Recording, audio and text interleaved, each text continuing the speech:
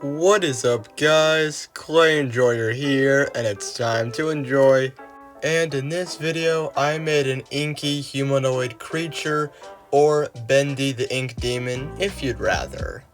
To make Bendy's armature, I can bend a bunch of wire into random positions that almost look correct, but are technically not, because this humanoid creature isn't really humanoid, because it kinda has like two broken knees and a bunch of exposed ribs, which I will add later. But the main thing is that this sculpture is actually going to be really skinny, so I don't even need to bulk it up with armature, and for whatever reason, I was actually able to get the armature pretty quickly, but for some reason, like other builds, it takes me forever to finally figure it out. But with the body smoothed out a little bit, it looks a tiny bit better, and I can move on to adding the first bits of detail. With the base of the model done, I can put it back on the block and add some knees to either side to make them look a little bit more unsettling and pointy. With those blended in a little bit more off camera and smoothed out, I can roll out some ribs to make this sculpture look extra creepy, because that is also the main detail in this piece, because Ink Bendy is covered in ink, so all the detail would really be obscured, but this is the main one, so I want to actually try on this one, which even though it looks meh right now, it will look better later, I promise. But I do need to actually smooth them out a little bit because I want it to look at least slightly presentable. Like all spines do, I need to add some vertebrae, which first starts as a worm of clay that can be blended in on either side before notches are poked into it and smoothed out to make it look at least somewhat natural. But this is a demon, technically, so this isn't really natural. And speaking of demon, I can add on his hooves, which start out as these balls of clay, which can be cut in half. With the hooves smoothed into the rest of the legs, I can add the weird back and knee thing, smooth it in, and make it look at least somewhat natural as well as the rest of the build. Then, in between the legs, there's these weird like dips, so I can try and carve that in, even though it looks pretty odd on camera, but I'll try and get a little bit of a close-up shot so you guys can kinda tell what I'm doing. But in the next clip, it'll be easier to tell what I was actually trying to accomplish. With this little bit of clay added on top of the legs, it makes the section look more defined and finishes off the section of the leg, and then I can attach a little piece of clay onto the chest, because if you know what anatomy looks like, humans have this weird middle bone too. With the chest done, I was looking at the legs and I thought they looked a little bit too normal, so I added a little bit of clay on the inside and outside of the knees to make them look a little bit more like my reference pictures. Then with that done, I can start working on the head, which is relatively easy, starting with a ball of aluminum foil wrapped in clay, smoothed out, and given some big horns to make the head of this abomination, which can be blended in on either side and the back, followed by being curved slightly to make it look a little bit less like pointy Mickey Mouse ears and a little bit more like demon horns. Or at least I'm pretty sure this thing is a demon. Even though its name is a demon, it only is like barely, in my opinion. With the head done, I can carve out some teeth, starting out with all of these lines, because I couldn't even bother trying to make these teeth off camera because I figured that would be way too difficult.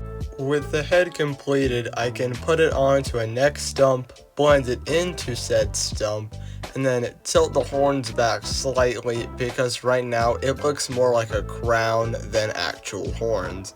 Then I can start by making the little two bones in the forearm that I left off at this point because I was trying to make this sculpture look accurate, and at first I didn't think that the video would be long enough, so I thought this would be a really good idea to leave in.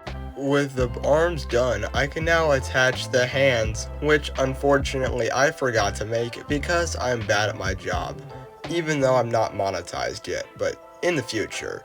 But it's not like the hands were actually that difficult. They were just squares of clay with very rickety and long nails on all of the ends to make them look like they're supposed to, because the demon has very long fingernails that really need trimming. With that out of the way, I can paint the body in this weird yellowish white, because in the game nothing is truly white, it's more of like a yellowish disgusting color.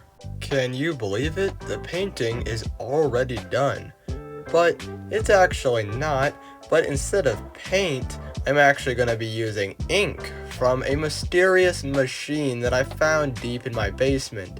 I'm not sure how it got there, but it has this really good stuff that is good for making stuff, just like this bendy creature that I'm making. Huh. I hope this doesn't come to life. With the entire sculpture covered in this disgusting ink, I can now paint the teeth to make them look a little bit brighter and make them stand out a little bit so they're a tiny bit less flat and a little bit more interesting, because there's not a whole lot of painting detail I can add. But the ink is dry now, unfortunately, so I gotta make it look wet again with this high gloss varnish that I can spread over the entire body, making everything look nice and shiny. And the cycle continues with making a base, which starts out with a bunch of wood panels carved from clay to make it look like it's some kind of workshop or an animation studio. But I don't want this to be just one square, so I can cut out a few pieces on either side randomly to make it look more well-worn and a little bit more interesting than a perfect square. I can paint the cured clay in that same ugly yellow as I painted Bendy in, making sure to get all of it because I don't want any white showing. But I need the panels to be a little bit dirtier, which have black streaks in the middle of them. But I was a little impatient, so I just did black over everything to make it look dirty.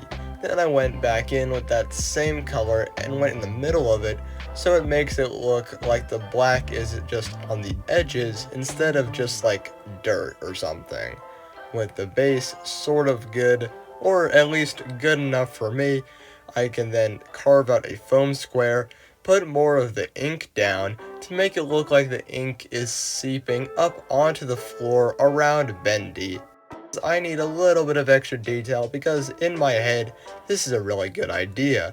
And I can also cover the base in the ink as well on the sides because that blue is a disgusting shade of blue. Then I can glue Bendy in place on his little feet snubs, but luckily it can actually hold him this time, as I'm getting better doing.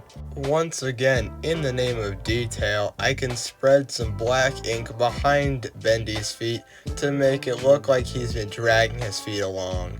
Even though it would probably be more like steps, I thought this was a little bit scarier. Then I can also do the same thing with the ink around each side of the panels to make it look like it's creeping up on the wood. And then on the base and the floor, I can do some more of that gloss varnish to make it look like Bendy does. It is finally time for the reveal.